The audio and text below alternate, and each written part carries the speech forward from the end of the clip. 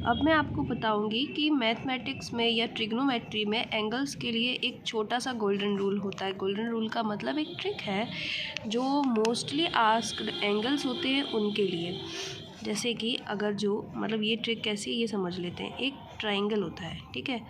Suppose that एक right angle triangle हमारे पास है, इसका ये टेढ़ा मेढ़ा बना है, डोंट माइंड इट, ओके। तो ये जो ट्राइंगल है ये राइट एंगल ट्राइंगल है, इसमें एक एंड जो है वो 90 डिग्री एंगल बना रहा है और ये वाले एंगल्स भी कुछ ना कुछ ज़रूर होंगे, ठीक।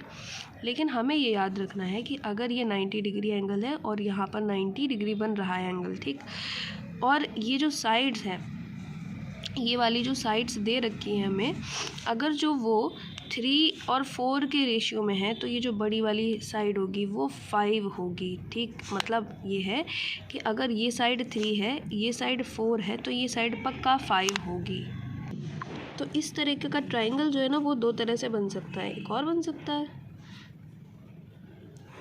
इसको ऐसे करके रख दो, ये जो ट्राइंगल है ना इसको ऐसे करके खड़ा कर दो, तो कैसा बनेगा, ऐसा बनेगा। देखो अभी भी ये एंगल 90 डिग्री, ये वाला जो है ना 90 डिग्री है। ये 90 डिग्री के सामने पहले 5 आ रहा था, बेस पे आ रहा था 4, अब आ रहा है सामने 5 और बेस पे आ रहा है 3 और साइड में आ रहा है क्या, 4, ठीक। तो हम क्या करेंगे, हमें एंगल पता करना है। ये जो सामने वाला एंगल है ना, हमें इसकी वैल्यू जाननी है, ठीक। तो जब हम इसकी वैल्यू देखेंगे तो क्या आ रही होगी, जो 90 के सामने है ये वाला एंगल, तो ये अगर जो 4 से अटैच्ड है, ठीक है, ये एंगल 5 और 4 के बीच में अगर जो बन रहा है तो फॉर श्योर ये एंगल होगा 37 डिग्री, ठीक है। अगर गौर से देखें तो छोटी वाली साइड के सामने का एंगल छोटा होगा, वैसे ही बड़ी वाली साइड के सामने का एंगल यानी कि ये वाला एंगल जो कि 3 और 5 के बीच में बन रहा है ये बड़ा होगा, यानी कि 53 डिग्री होगा ये, ठीक। ये मतलब कि फ़िक्स है, एक एंगल 37 का होता है, एक 53 का होता है, ठीक है। यहाँ पे भी सेम यही है, यहाँ पे ये 53 का है और इस जगह पर ये वाला 37 डिग्री का है। अगर हम इसको याद रखें तो इससे क्वेश्चन सॉल्व करना बहुत ईजी हो जाएगा। जैसे एग्ज़ाम्पल में अगर कोई पूछे इसका tan 37 निकालने को बोल दे, ठीक है। अगर कोई पूछ दे कि फाइंड tan 37 तो आराम से निकाल नहीं लेंगे हम लोग। बताओ tan 37 कैसे निकालेंगे।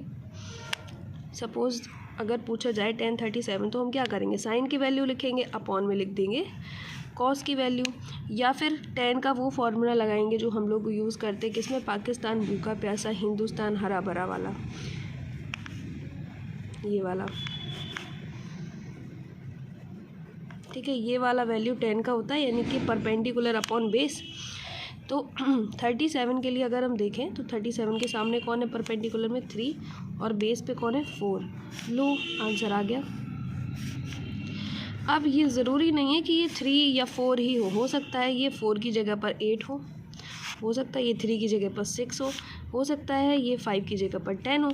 तो हमें इनका रेशियो पहचानना पड़ेगा कि क्या ये उसी रेशियो में, उसी अनुपात में दे रखे।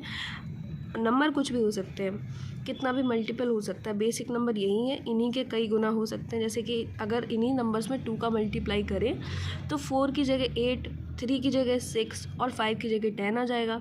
3 का मल्टीप्लाई करेंगे तो 4 की जगह 12, 3 की जगह 9 और 5 की जगह 15 आ जाएगा, ठीक है। तो जो वैल्यूज़ हैं साइड्स की वो तो वही चेंज हो जाएंगी मल्टीपल करने के हिसाब से, लेकिन जो एंगल्स हैं वो बिल्कुल भी बदलेंगे नहीं, क्योंकि ये 90 है इसके सामने वाला, क्योंकि ये साइड्स का रेशियो अगर जो सेम है तभी की बात है केवल। तो 3 के सामने वाला यानी कि सबसे छोटी साइड के सामने वाला एंगल भी सबसे छोटा होगा 37, बीच वाली साइड के सामने का एंगल होगा 53 और जो सबसे बड़ा एंगल है 90 डिग्री उसके सामने की साइड भी बड़ी होगी, जो होगी 5 या मतलब 5 के रेशियो में रहेगी, ठीक है। ये छोटा सा एक बेसिक गोल्डन रूल है, इससे रिलेटेड कुछ क्वेश्चंस भी मैं आपको सॉल्व करवाऊंगी। ये रहा इसका पहला क्वेश्चन, ठीक है। इसमें आपको दे रखा है एक ट्राइंगल, राइट एंगल ट्राइंगल, जिसका जो ये कॉर्नर है ये 90 डिग्री का है। इसके सामने 2 एंगल्स हैं, एक ए है और एक बी है। ये पूछे गए हैं कि ए और बी की वैल्यू बताओ और साइड्स की वैल्यू दे रखी है। साइड्स में ये दे रखा है 15 सेंटीमीटर ये साइड दे रखी है 20 सेंटीमीटर और जो हाइपोटेनस दिया है वो दिया है 25 सेंटीमीटर का। ठीक है, तो यहाँ पर बेस ये है, ये इसका हाइट है और ये क्या है, हाइपोटेनस है। ठीक, लेकिन अगर तुम लोग ध्यान से देखो तो ये एक रेशियो में है, वो वही वाला रेशियो जो ऊपर लिखा हुआ है। ये साइड है 4 इंटू 5, ये साइड है 5 इंटू 5 और ये साइड है, ध्यान से देखो तो 3 इंटू 5 हटा दो तो है तो साइड वही 4, 3 और 5 वाली। यानी कि अब हम एंगल्स को आराम से कैलकुलेट कर सकते हैं। ठीक है, तो ये जो छोटी वाली साइड है, सबसे छोटी साइड कौन सी, 15 सेंटीमीटर, तो इसके सामने वाला एंगल होगा सबसे छोटा, यानी कि 37 डिग्री वाला एंगल। ठीक, इसके सामने वाला जो एंगल होगा वो ये मीडियम साइड है, यानी बीच की साइड है। ये वाली सबसे छोटी है, ये सबसे बड़ी है और ये वाली मीडियम वाली है, यानी कि ये बेस है।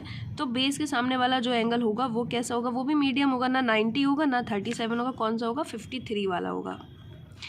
सबसे बड़ी साइड ये है 25, इसके सामने ये एंगल पड़ रहा है, ये फॉर श्योर राइट एंगल है, यानी कि 90 डिग्री एंगल है। तो इस तरीके से हम लोग क्वेश्चन कर सकते हैं। अब ये क्वेश्चंस बीच बीच में कहीं कहीं आ जाते हैं और ये बाय ट्रिक इसी तरीके से आसानी से सॉल्व हो जाते हैं। काफ़ी सारे और भी एंगल्स हैं जो क्वेश्चन में पूछे जाते हैं, जैसे sin 27, sin 15, cos 27, cos 15। तो उनको कैसे कैलकुलेट करना है ये मैं आप लोगों को नेक्स्ट वीडियो में बताऊंगी। तब तक के लिए आप लोग इसी को पहले अच्छे तरीके से समझ लीजिए। और इसके अलावा में फ़िज़िक्स में अपनी जो थोड़ी बहुत डेरिवेशन वगैरह है उसको देखने के लिए आप ट्रिग्नोमेट्री की ये जो ऊपर लिखी हुई वैल्यूज़ है, ठीक है, इनको आप कंप्लीट कर लें, लर्न कर लें तो बेटर रहेगा। जो थीटाज होते हैं, साइन, कॉस और टेन, इनके अलावा भी 3 थीटा और होते हैं, 3 टाइप ऑफ एंगल्स और होते हैं, तो उनकी वैल्यूज़ भी कैलकुलेट करना बता दूंगी। क्योंकि ट्रिग्नोमेट्री में आप लोग 10th में थोड़ा सीख के आए हैं, बट स्टिल ये जो 11th क्लास का गैप पड़ा है उसमें आप सब भूल जाते हैं। तो हमको पढ़ना है क्या है, 12th के हिसाब से पढ़ना है। तो मैं आपको 12th के हिसाब से पढ़ा दूंगी, सिंपल। बस आप लोगों को करना क्या है कि ये जो ट्रिग्नोमेट्रिक वैल्यूज़ हैं और ये जो गोल्डन रूल है इसको अच्छे से याद करना है, दिमाग में बैठा लेना है। इसके आगे मैं जो वीडियो बनाऊँगी उसमें इसके आगे का पढ़ाया जाएगा। Thank you for watching. और ज़्यादा से ज़्यादा शेयर कर दो भाई, जो भी दोस्त होते हैं उन लोग को भेज दिया करो। तो उससे क्या होगा कि मेरा चैनल थोड़ा बढ़ेगा, ग्रो कर जाएगा। बहुत कम सब्सक्राइबर्स हैं अभी।